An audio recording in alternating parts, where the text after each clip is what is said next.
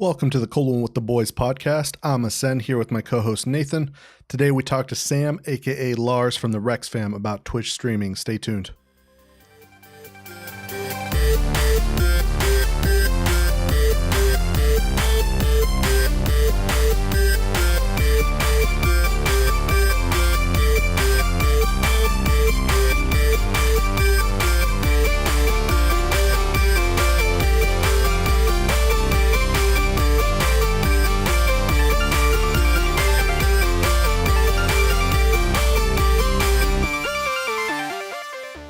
Larz, my dude, what's up, buddy? How are you? Hey, man, I'm doing great. Been a good day. I took the day off and I've just been relaxing, doing a whole bunch of nothing today, which was well needed. Thanks. How are you doing? I'm doing pretty good, dude. I did work today and I had a shit day. So this is a good turnaround. Aren't those the best days? Yeah. Right. How about you, Nathan? I'm doing pretty good. I had a shit day, just like everybody else that had to go to work today. Must be nice to sit at home and relax. I don't get to do that anymore, but that's my own fault, I suppose. I suppose it's a little overrated. I actually would have rather done something today, and I did nothing. So, did you at least get some gaming in? I played a little bit of Skyrim. Yeah, like a little bit, not much. Skyrim, man, I know. Going back, yeah, I had started a new character a while back, and I like to play a little bit every once in a while in my off time. I could never get into that game. I don't know. I was just never into it. I did a little bit, and I was like, "This, yeah, no, not for me." But anyway, dude, you've been on Twitch recently. Getting up there. Yeah. You've been doing it for the past 6 months now. 6 months regularly. Funny story. I actually created my Twitch account back in late 2013. It would have been October. It was shortly after I built my first PC, and I was in college. I created it with the intent to start streaming, and I didn't take it seriously at all. I do it off and on every once in a while, playing like League of Legends and stuff. But about June, July or so of 2017, I started buckling down and saying, hey, you know what, this could be a thing. I'm going to start putting time and effort into this and taking it seriously. So yeah, really for the last 6 months, I've been, some of us streamers call it the daily grind, and really putting in just the time and effort, the days where I've stayed up way too late, putting things together or coordinating things, organizing things, getting things ready for a broadcast, and really just putting forth that time to create more than just a stream, but a broadcast and a show. And it's been a really, really, really fun experience since then. Yeah. Do you now, like, you talk about you stay up late doing things, like, do you have like something you go over like every night, like before you turn on the stream, you have something like a lineup of something that you want to accomplish for that night, or like, is it just you turn it on and go? Initially it was turn it on and go. It was like, I would be troubleshooting things sometimes on the fly and not knowing what I was doing. If you launch a game and it's the first time you've launched it and you don't know if it's really compatible with your software, the way you have it set up, or, the game volume isn't right, it's jarring for a viewer. And, so when I was starting out, I really didn't know what I was doing. I literally would just sit down on my computer and be like, all right, let's go. And, over the last 6 months, I've started adding in a lot more things to make things streamlined, smooth, efficient, clean. Now what my normal routine, I guess is what you could say, is, I have a set schedule, which will be changing. Because previously I was working a set schedule with my previous occupation. Now I'll have much more of an open schedule, which means that I'll probably have a flexible stream schedule that will kind of work around my work schedule. But one thing that I would say for a lot of streamers is that they don't get right is, and I don't mean that in a negative way, but this is something that I'm guilty of as well. For a long time, I just didn't have a schedule. I would get off work and be like, hey, you know what? I think I want to stream today. I'm going to do it. So I'd sit in front of my computer and, maybe a couple people would pop through and, they wouldn't know the next time to expect me. And you don't realize how big of an impact that is until you start realizing, this one person that's stuck around for, 3 or 4 hours and one broadcast doesn't come back for 3 or 4 weeks. Well, they just didn't know when you'd be back again. So they weren't looking for you. So number one, the first thing I really think about is having a schedule, having a set routine. And even before you get into that, it's pushing information out to your regular viewers. I'm active on Discord, on Twitter, within other communities, talking with them and letting my viewers know, hey, look, like tomorrow I'm going to be live starting around 7 p.m. Central Standard Time. Look for me then. This is what we're playing. Here's what what we're starting out. And like, if I'm playing a narrative driven game, here's what happened last time. Here's what we're looking at, getting through in this broadcast, so making sure that, if they miss part of the broadcast, they know what to expect coming up. That's as far as scheduling goes, what I do. Troubleshooting things pre-stream, I go through and make sure all my software is set up. Like I said earlier, if your game isn't set up in like the right formatting, for me, I like to run things in a windowed borderless version. That way, if running 2 monitors, I can be able to alt tab without like going to the desktop. That's really right. Ugly and tacky. That way I can make sure everything's running smooth software side. That includes audio, visual. Making sure my alerts are set up correctly. That way I can, be notified when a new person follows or subs or donates or anything like that. I make sure my bot is set up and operating correctly. I'll test it a little bit there. And then, going into the stream, I'll find some music that I want to be playing for the pre-stream countdown and get the final touches put in there, start the music, hit go. Or you just want to make sure that all your dirty messages are on your second screen so no one sees it on stream. I get it. Yeah, all my nudes from Snapchat and stuff, that's all on my second monitor. It's for when I get bored. We're in a long cut scene in a game, and Yeah, and you don't want to break TOS, so. Yeah, I mean, although recently there's a big like a big push that's happening now, because I guess male streamers can not be wearing their shirts on stream as long as it's not like the primary focus of it, which is something that like it was kind of weird. And don't necessarily quote me on that. I've just been seeing a lot of Twitch streamers that are like, and this is what's crazy is a lot of them are overweight, not wearing a shirt, and like it's they got the full body cam going on, man. They're sitting there like watching Netflix or something. I don't know. So that's a whole nother topic. Sorry, but it's Nathan, didn't we just look at some stream the other day on Twitch? We were browsing through the IRL section. It was like this 300-pound guy without a shirt on, like it's all hanging out. He's like watching something. He's not even playing a game. He's just on his couch, laying down, watching something, and he's just like eating Cheetos, talking to his viewers. It's absolutely disgusting. I'm not knocking it. I'm not knocking it by any stretch of means, because this is the beauty of Twitch, is that anybody who logs into Twitch and they're watching a broadcaster, they're looking for something. They are looking for something, whatever that entertainment need is for them. They're trying to find it. And hey man, and that guy had if that gets you going and that you enjoy it, then I've seen people with like 300, 400, 500 viewers with that kind of a broadcasting format. And if their viewers like it and they have fun and they come there and they let go of some of their stress and some of their worry and they have a good time, hell yeah, fucking do it, man. Like there's nothing wrong with it. More power to them. Shit. For those who are listening and may not know what Twitch is, I imagine most of the viewers we have or listeners we have will more than likely know what Twitch is, but Twitch is a live streaming platform.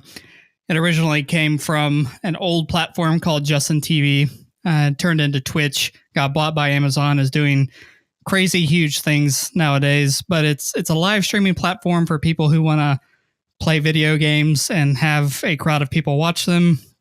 And it's gone from people playing video games to what they have is an IRL section, and there's literally a section of Twitch dedicated to people walking around with video cameras in town and just following them around in their everyday life. And it's gotten pretty wild, but dude, Twitch IRL is like rolling some dice. You never know what you'll get.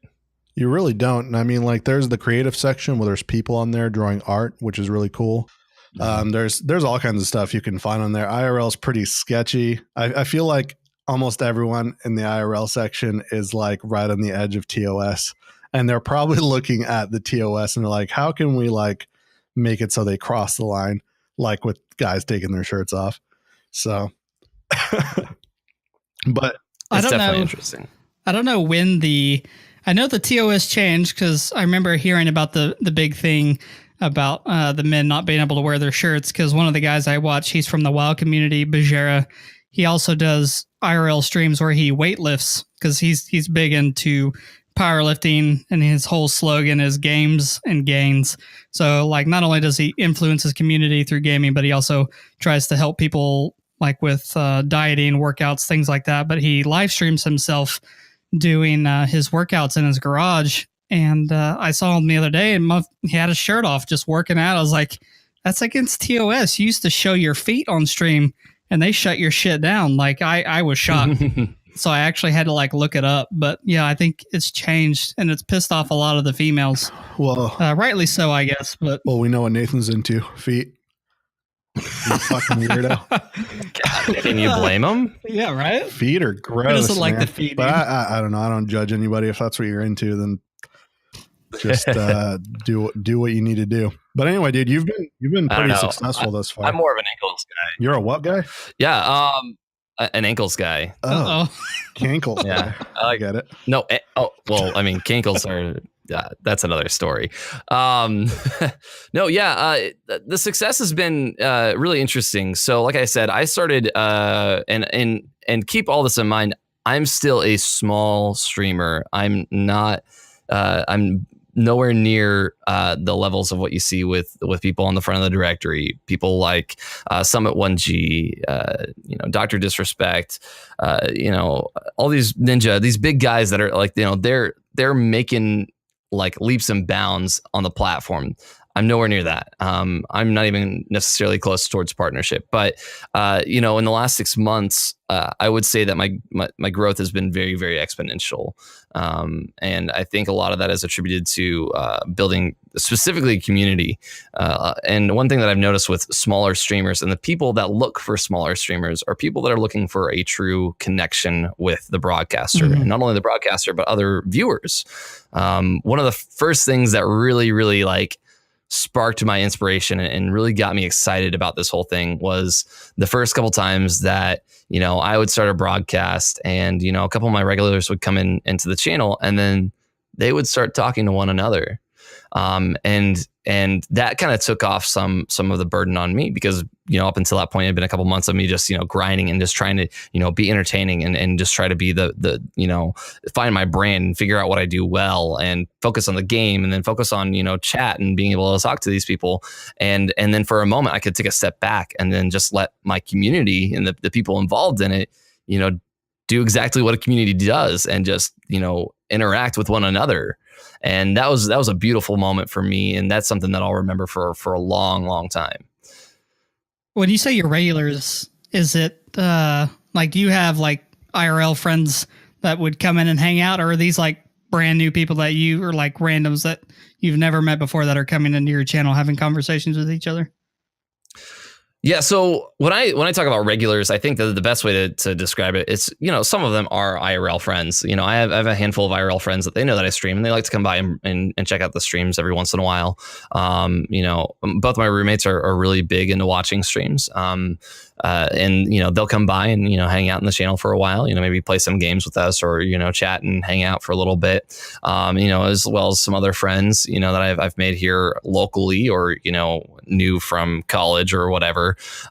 But, a lot of them are when I talk about regulars are people that are coming back consistently. These are people that I interact with even off stream, in a Discord server or in a voice call or, watching a movie together or, playing Overwatch, games later, after a stream or something like that.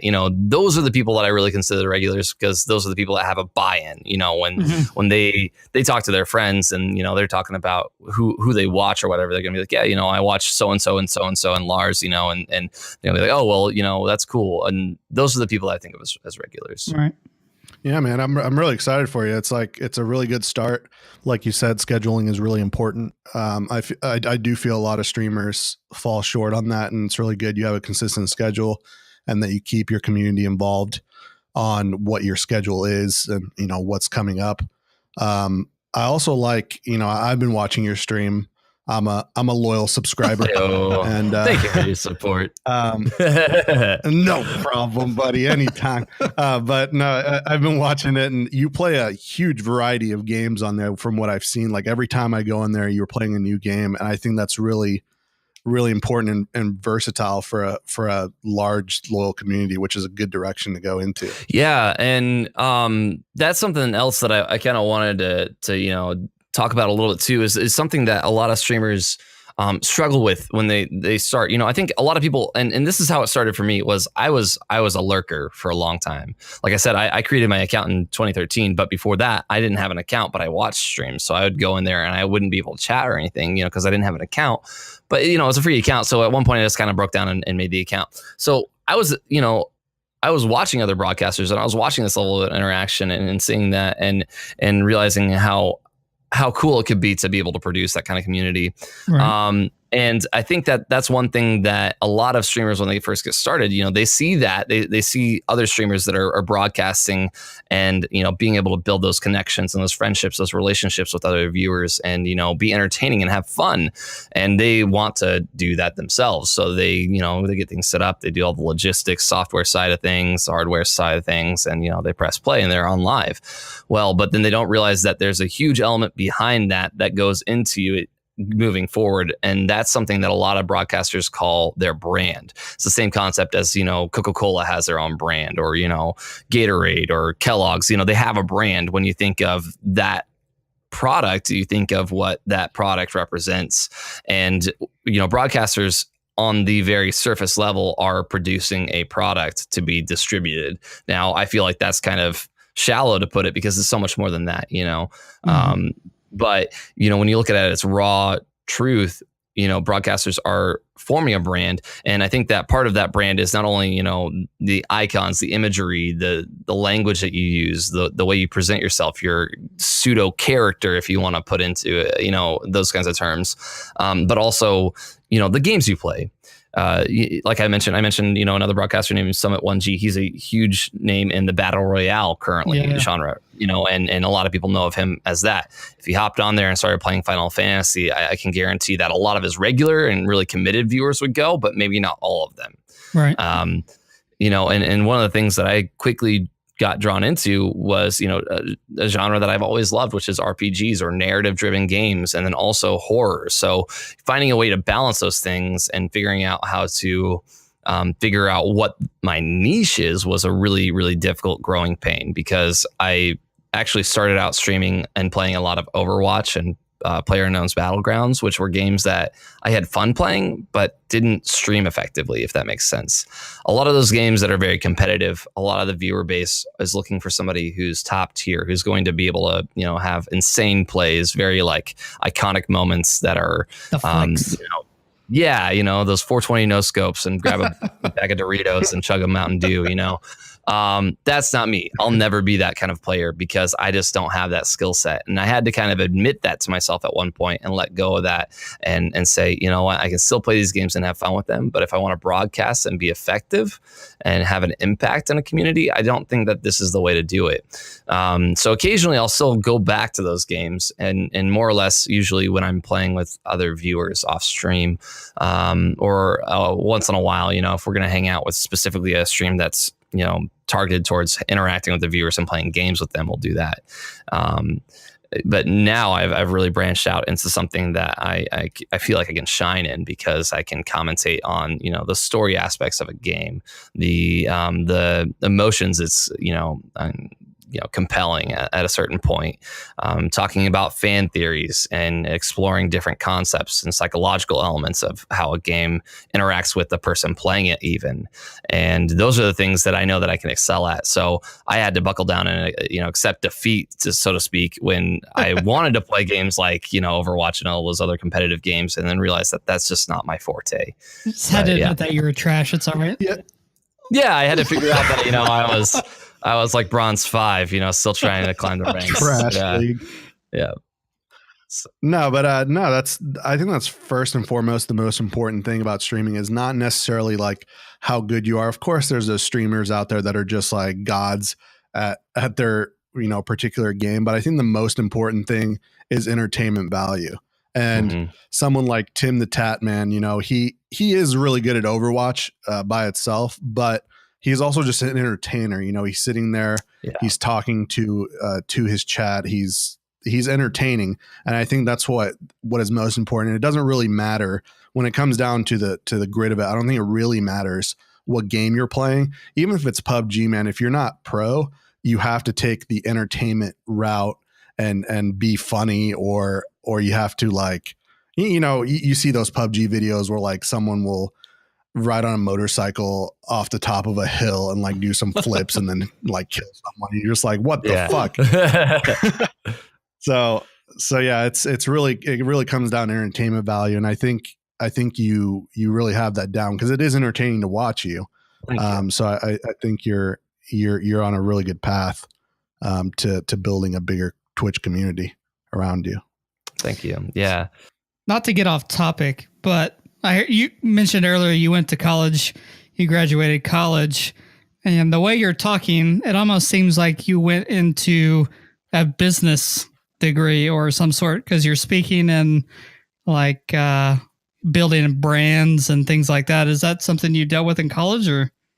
No, actually, and not to be too polarizing on the topic, but I actually did an undergrad studies of something that was far from that. It was actually in a more of a religious studies field, and that was partly because I didn't really know what I was doing, and I look back on things and I think that it would have been great for me to have gotten a degree in business.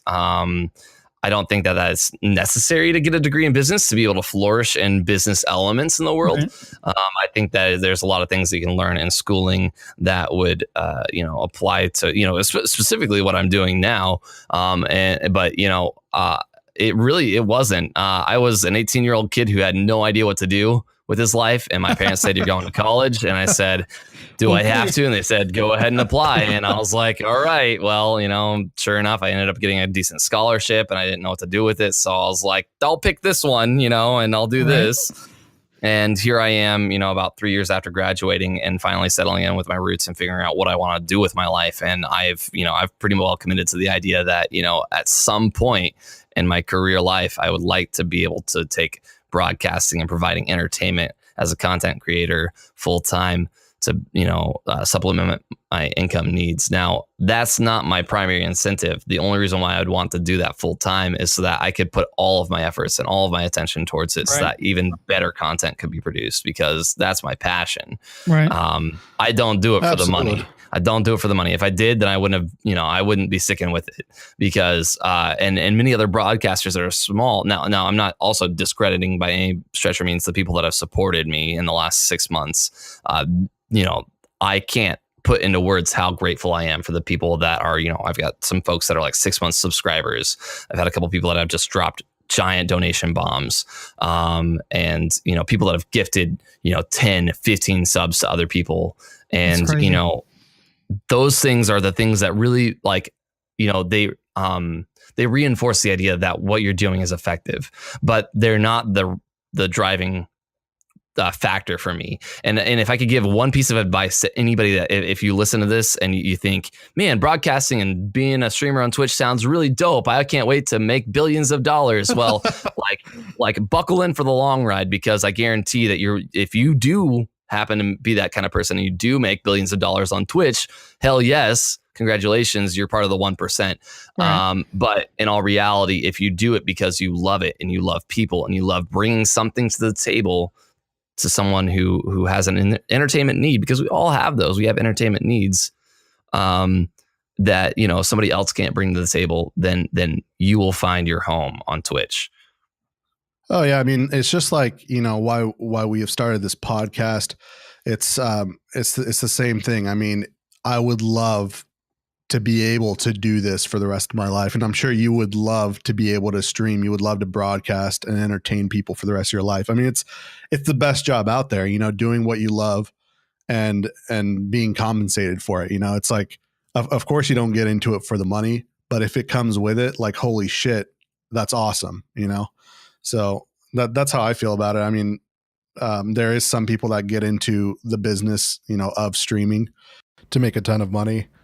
And that's really not the angle you want to go in at. You definitely want to be entertaining, and you want to put your time in, and you know, the results will come in time. So yeah, it makes me think of a quote by Confucius that says, choose a job you love and you will never have to work a day in your life. And you know, I've worked at, like, man, I was actually thinking about it. You know, I'm 26 now, and I was thinking about it. I think I've had somewhere between when I first started working and now probably somewhere between 10 and 15 jobs in the last 10 years. And, you know, a lot of those jobs, I found things that I liked about them, but was never something that, like, I was sold out in love with. And, you know, anybody, and if there's some folks that are younger that are listening, like, don't feel pressured. Like, you will find what you love. It just, you know, get out there and do something until you figure out what it is. Right. Because if you had talked to me when I was 18 and said, you know, or if I could go back and talk to, I guess what I would say, if I could go back and talk to 18-year-old me and say, hey, Larz, when you're 26, you're going to start doing this thing called broadcasting on this thing called Twitch, and you're going to really love it. I'd be like, dude, shut up. Like, I don't even know what that is yet. Like, I just want to hang out with my friends and, like, you know, goof around, you know, and I didn't realize that, you know, doing something I love could also be something that, you know, could become a career, because growing up, I saw my parents work dead end jobs that they just hated, but you know what, they had to put food on the table, and I thank them for doing that. But, you know, I had no idea that it could really branch out into something that, you know, conceivably could at some point become my career. But yeah, dude, I'm right there with you. I mean, right out of high school, I went to college and didn't realize until 3 years in that I didn't want to do 3D animation that I went in there for. Like, it's a very saturated field, and you know, like, you just gotta keep going out doing things until you find that thing you really have a passion for and that you really would love to do for the rest of your life. And I mean, there are some people that, you know, you think of like these jobs like lawyers and doctors and things like that.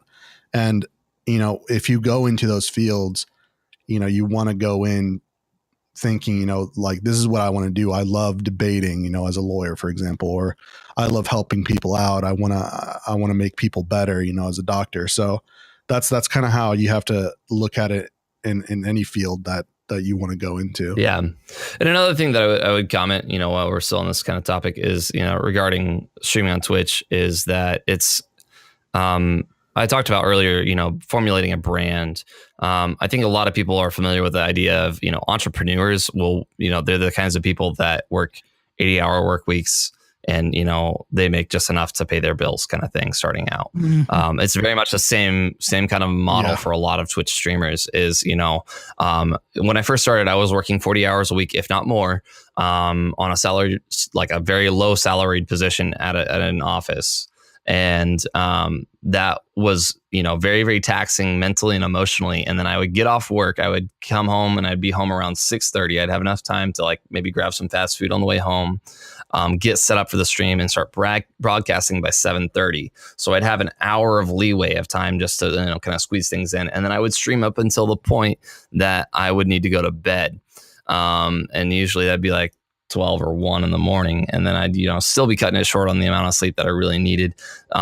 So combined, I was working close to 80 hours. You know, I was streaming close to 40 hours each week, not including the time that I was doing social networking on Twitter or other, you know, forms of platforms. Right. But, you know, also, you know, the time and effort that it took to, you know, set things up and troubleshoot and, you know, do all the different, and there's a lot of them, but a lot of different administrative tasks and managing the channel.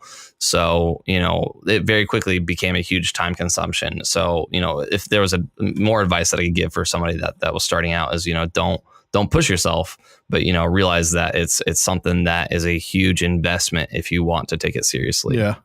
Colin with the boys today, coming to you with Larz, the guru of Twitch. hardly the guru. So. I'm still a little pup. No, you actually give great advice.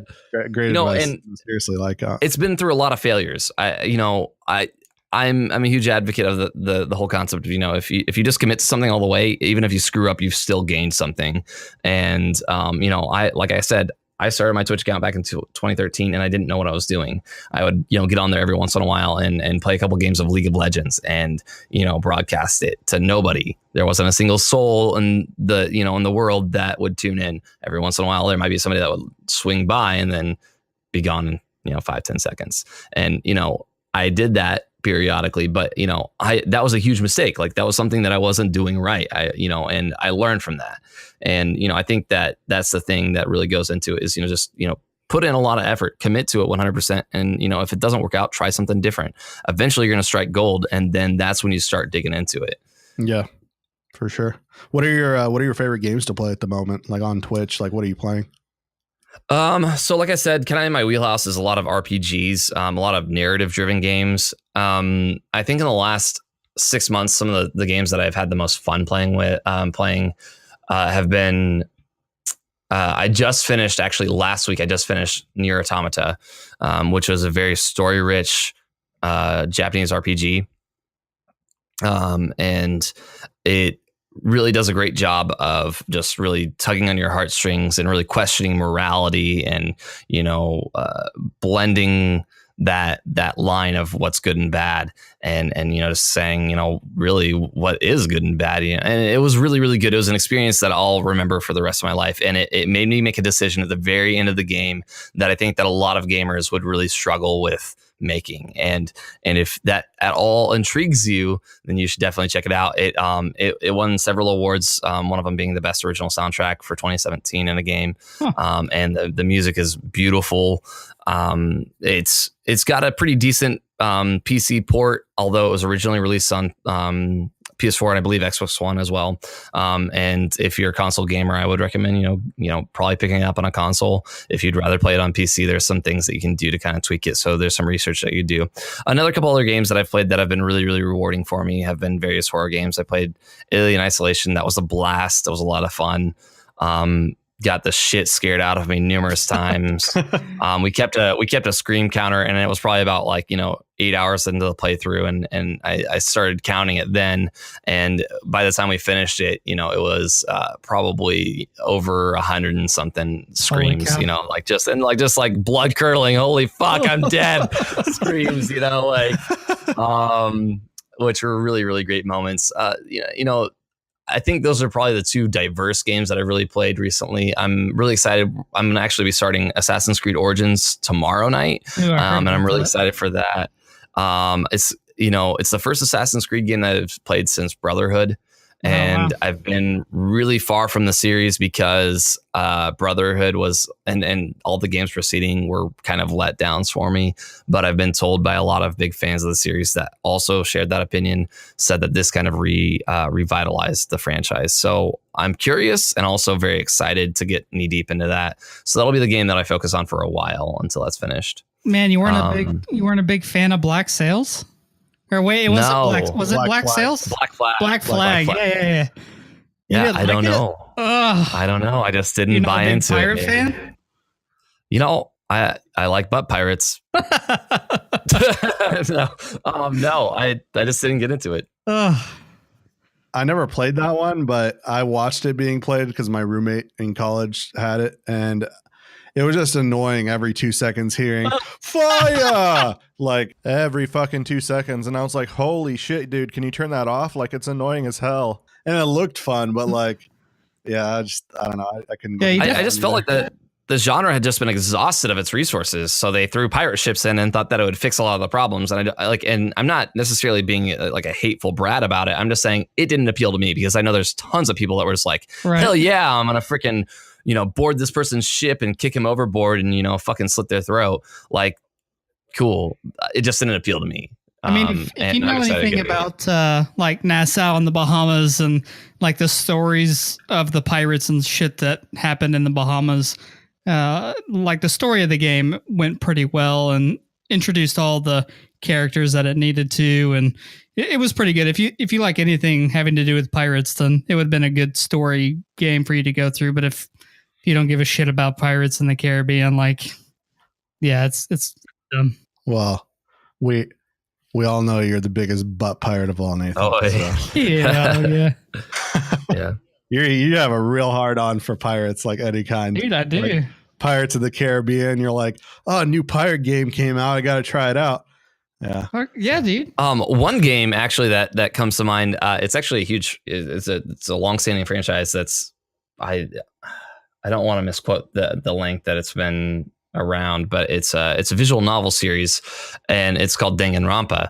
And one of my moderators in the channel, he suggested it for me, and I had never played a visual novel. For those of you guys who don't know what a visual novel is, it's exactly idea. What it sounds like. It is a novel in a visual form. It is very much, it's just like, it's reading, strict reading.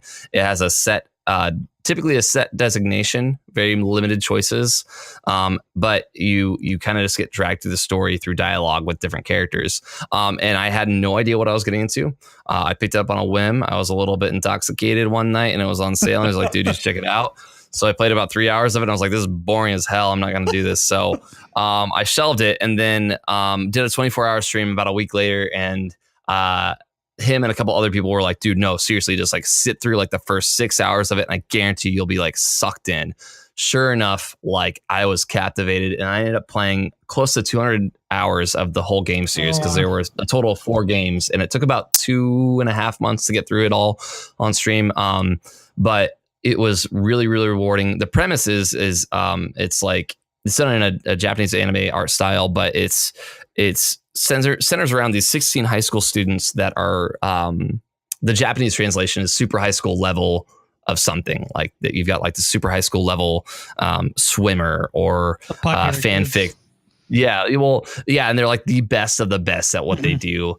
And these 16 students get invited to this high school called Hope Speak Academy, and it's very, very selective about who they pick. But then after they get there, they figure out that actually this is a huge killing game orchestrated by this evil bear that's black and white named Monokuma.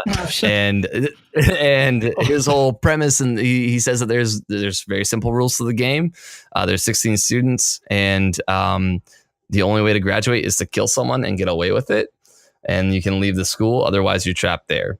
And so very quickly, these students start dying off and you start to have to unravel this murder mystery of who's killing who and, you know, going to these trials. And it's kind of like Ace Attorney, Phoenix Wright Ace Attorney. It's kind of like that. You know, you go to trial and you have to present evidence. And it was really, really cool. I did not think that I would like it initially, and then I ended up, like I said, playing about 200 hours in the whole franchise. So it was great. That's an anime premise if I have ever heard of one. It definitely is. Like freaking bear evil mastermind. Yep. Like what the hell? Yeah. It was so quirky. There were some moments that were very jaw dropping, and I was like, "The hell just happened? What really? Did I just see that?" And then there were some other moments that I was like, just like, you know, I'm not a wuss, but I'm very emotionally sensitive. I don't think a game has made me feel that way in a long, long time. And there was actually a couple moments that made me tear up because you get so attached to some of these characters and then realize what's really going on behind the scenes and what happens to them and how they're emotionally affected by this, you know, catastrophic series of events that they're going through. And these are just like high school students, man. And they're forced to, you know, kill or be killed. And it's, you know, it was something that really challenged me emotionally. And was really, really rewarding walking away from it. Another experience that I'll probably never forget. Jesus Christ, I don't need a game that makes me think that much. I just, that's the last thing I want to come home and do is have my fucking emotions tugged on by a video game. Holy cow. See, I love that. I'm actually like intrigued. I'm actually like, I'm like thinking after this podcast, you're going to have to type out that name. You know what? I will send it to you, man. I'll get it over to you. So is that kind of like the Persona 5 or something? You know, a lot of people put the two in a very similar category. I have not played Persona yet, and I've watched very little content on it because if I ever do get around to playing it, it's very spoiler heavy. So I don't want to spoil anything for myself. However, a lot of people compare the two in a lot of ways. I've been seeing a lot of people actually playing that, and like I've stopped in and I've kind of watched them on Twitch. and it's just like a room full of people and it has a bunch of dialogue. And I'm like, I didn't come here to read a book. Like, if it's entertaining, like I'd probably sit down and watch somebody play it. But like I said, I have no idea what's going on. I'd be like you the first time you sat down and tried to play the game. You're like, fuck this. Yeah. Isn't Persona 5 like a fan service game? Like, I haven't looked into it at all, but I just thought it was like some cheesy like dating simulator. Once more, don't like quote me on this because I am like 95% ignorant regarding Persona 5, but I don't think that it's purely fan servicey. I think that it probably has some fan servicey elements. That's very common in a lot of Japanese cultured games. Danganronpa also had some very fan servicey elements, but it wasn't like it wasn't just slapping anime titties in your face all the time.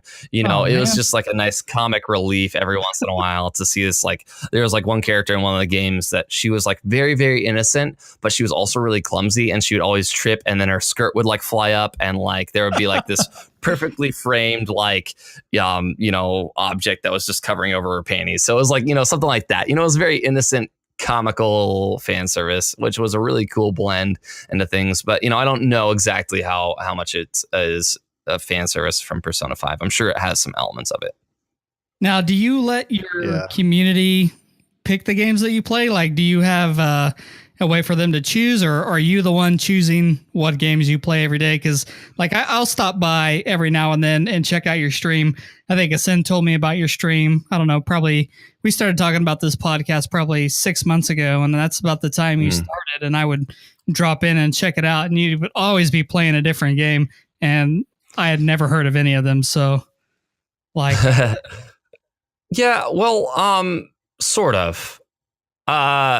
I think of it kind of like I'm in the driver's seat, but somebody's got the map. And when it all comes down to it, I make the final decision. Right. I love viewer suggestions. They just finished playing a game that they really liked and they were really amped about it. And they come in and they're just like, giving me all these reasons to play it.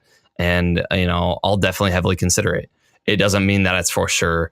I kind of have a thing, where, a lot of, the subscribers that, have been loyal, they have a priority when suggesting games because, they have a lot of buy-in. They're supporting the channel. Those are the kinds of people that, I'm going to take their opinions and say, you know what, I'm going to heavily consider this because I know that you would really like to see me playing it. When it comes down to it, though, and this is something also that I would give advice to anybody that would want to broadcast is like, don't get pigeonholed into a game that you do not like. If you're playing something you don't like, you are wasting your time. You might as well like go twiddle your thumbs, go browse Reddit on the toilet for 3 hours. Like, I don't care what you do, but it's not productive. If you're playing something you're not having fun with, you're not going to be entertaining and people will not like, they're not going to respond to you well. So when it all comes down to it, it's more important that you as a broadcaster take the wheel and say, look, this is something I'm going to have fun with. And you may not necessarily enjoy it as much, and that's okay. And you also have to kind of accept that too. There's one guy that like when I started Nier Automata, he was really, really loyal to the channel, but he hadn't played it yet. And he knew that it was very story intensive and he didn't want it spoiled for him. He said, I'll see you after you finish that series. Huh. Sure enough, a couple of days after I had finished that, he came by and he was like, oh, you're playing Dark Souls tonight? Like, I don't care if you spoil this game for me. That's totally fine. Let's hang out. And, you have to be willing to make that decision because when it all comes down to it, if you're not having fun with what you're doing, then it's not worth it. But no, like you just finished that game, which I'm not going to even attempt to say it again. Automata. Automata. Yeah. It was funny. I hosted somebody the other night and he asked me what game I had been playing, and I was typing out in chat Nier Automata, and he called it Nier Automata. And I was like, oh, that's so great. Yeah, no, that's kind of how I said it when I looked at it, and like I saw you playing it. It looked interesting. I thought it was interesting that like the little mini games of when you're hacking someone. It's like a little asteroid mini game. Yeah. It's got some really cool elements. I saw that a lot, and I was like, oh, that's pretty neat, I suppose.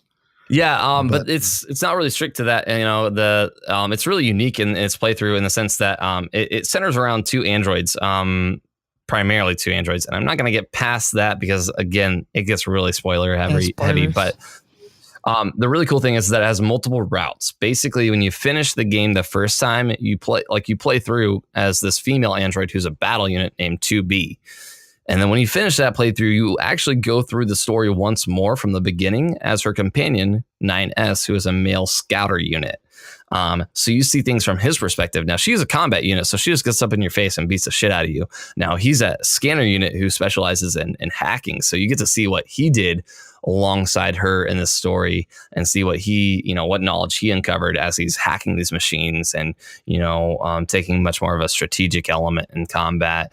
And it was really cool to see that. And then it goes into something completely different, kind of like an epilogue beyond their story. And things just like really quickly shit hits the fan and you're just thrown in knee deep. I would say that the first 2 playthroughs are like a prologue. It's like a 30-hour prologue. And then from there on out, you're in it.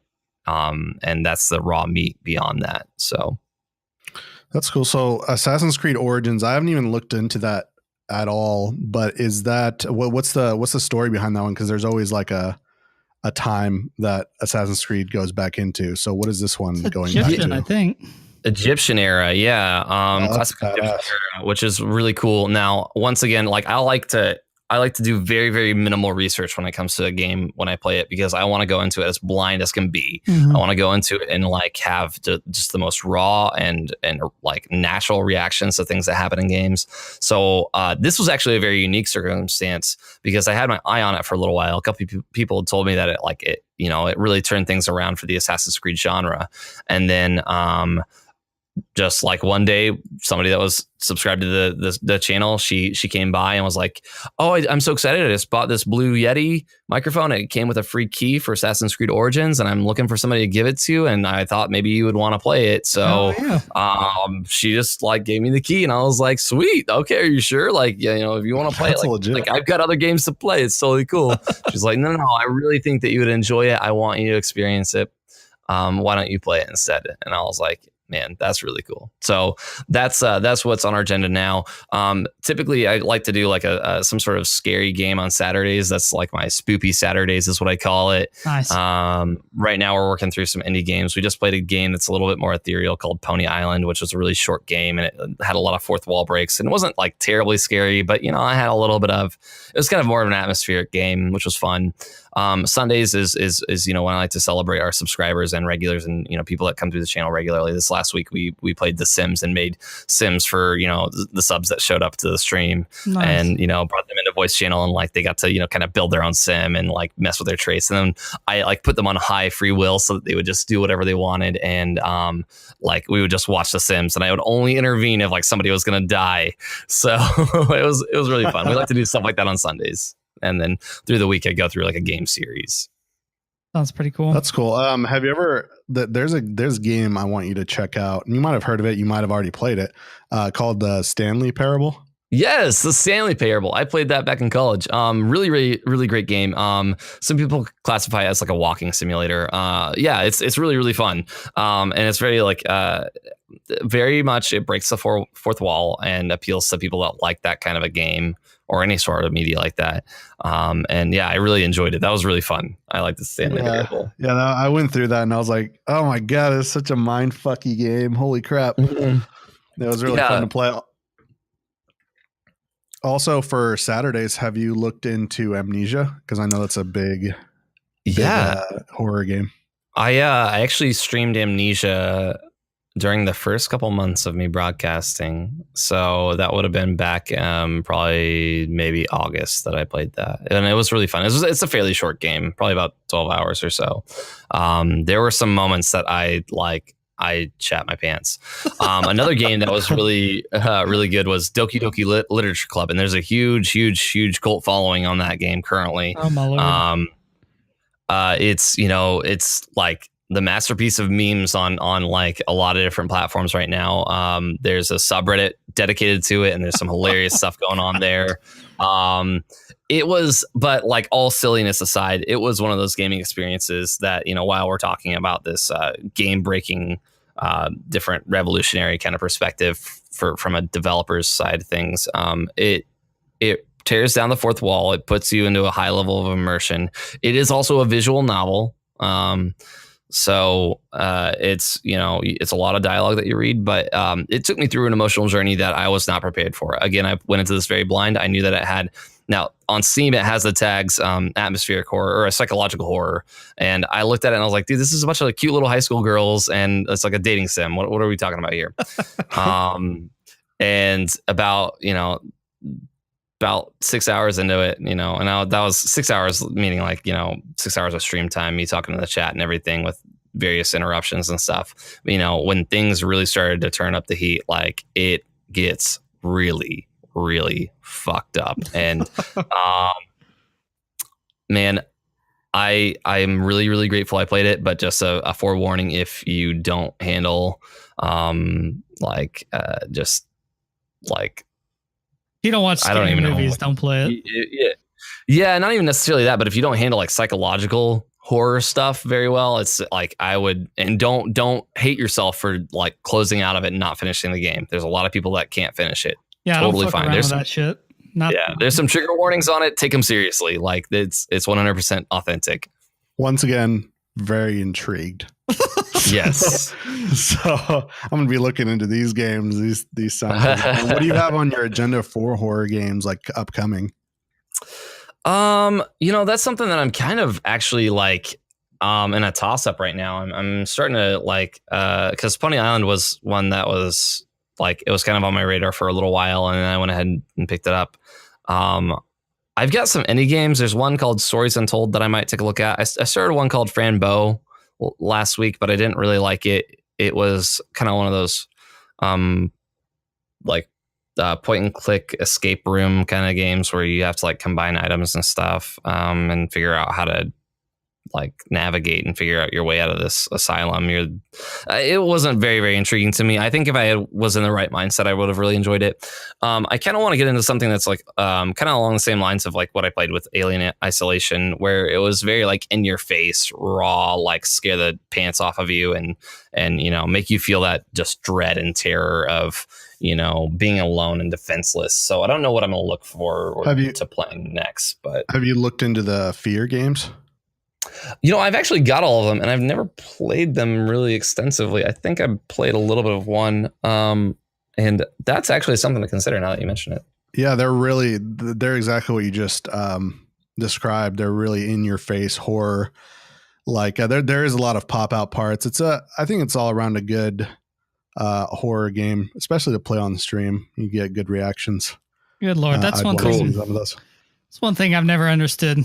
I'm not going to pay money to go watch a movie that's going to scare the shit out of me. Like, it's like paying for food that tastes like shit, and it's going to taste like shit. Like, I can't bring myself to pay money to play a game that's going to make me go lay down in bed and like, God, somebody's about to break through my window and I'm going to fucking die. Like that. That's the last thing. I love the horror movie genre. Like I like the feeling. Like I like my adrenaline coming out of nowhere, and I'm just like, holy shit. Yeah, it's I don't know. I like it a lot. Yeah, piss on that. Yeah, growing up, I never liked horror movies. My parents heavily discouraged me from watching horror movies. I grew up in a very conservative, sheltered home. But, once I got into college, I was like, hell yeah, I can do what I want. So I started watching a bunch of horror movies like on Netflix and all this other shit.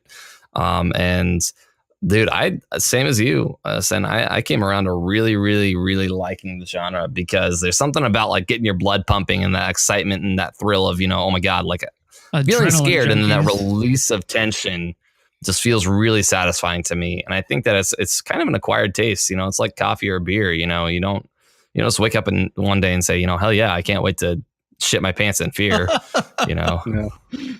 I would say I'm a big horror movie critic too. Like I sit there and I'm like, this isn't scary. This is stupid. Yep.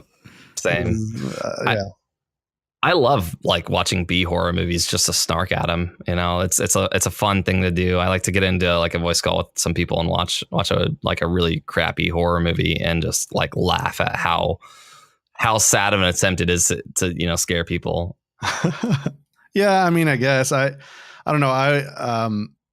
I'm not into like the gore stuff where there's just a lot of blood. Like that doesn't really scare me. I'm just like, I don't like this. I like the stuff that's like very like psychological. That's why I was interested in that game. Mm. Like a lot of psychological horror, or like pop out parts, shit. Like thrillers. Like have you seen The Strangers? No, I haven't. Like, man, that's pretty good. I think it's not regarded very well because the ending kind of is lackluster. But throughout the movie, it's like this kind of horror where she'll be in the house and you'll just see like the dude in like he has like a potato sack mask with a smiley face on it. It's really creepy. But like he'll like walk in her hallway in the background. You just see him walk by and he's just staring at her, but he doesn't do anything. And that just scares the shit out of me. It just makes it so uneasy watching it. And I'm just like, yes, this is what I'm all about. I love that type of horror. Yeah, I like that uneasiness, that like a little bit of unrest, you know? Yeah. That's great. All right, well, we're going to go ahead and move to our segment, the random thought of the day, to kind of wrap things up here. So you guys want to hear what I have for you guys today? Yeah, hit me with it. Dude, I'm about as ready as I'll. Oh my God, I can't talk. I'm about as ready as I'll ever be. There we go. There we go. That's a running joke in the channel too, that I can't language well. Okay. I do that all the time. Just on stream, sometimes my voice will crack and my balls just shrivel up into my body. You're like, It's very specific. All right. So random thought of the day. You guys know Logan, right? Wolverine from the Marvel universe. Oh, yes. All right. So do you guys realize that it's impossible for Wolverine to get circumcised? Oh, shit. Like it would just grow back. Oh, you right. Yeah. Like, yeah, I follow you. Whoa. Like you just like, all right, go to the doctor's office. They do a little like Monster Garage fucking sawing off, you know, and then it just grows back. Grows right back. Yeah. Dude, he can't be Jewish.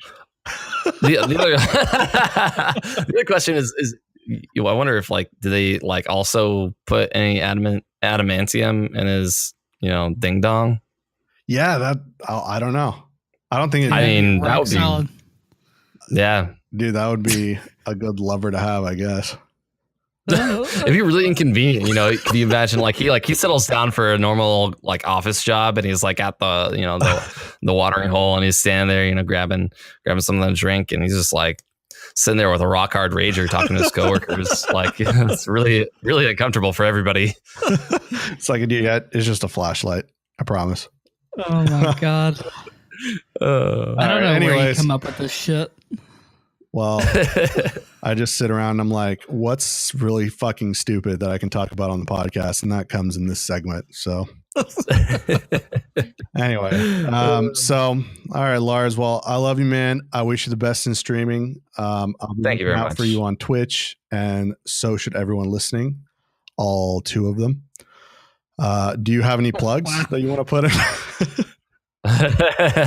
Yeah, absolutely. So I'm pretty active on Twitter. You can find me at twitter.com/Larzasaurus. It's spelled LARZASAURUS.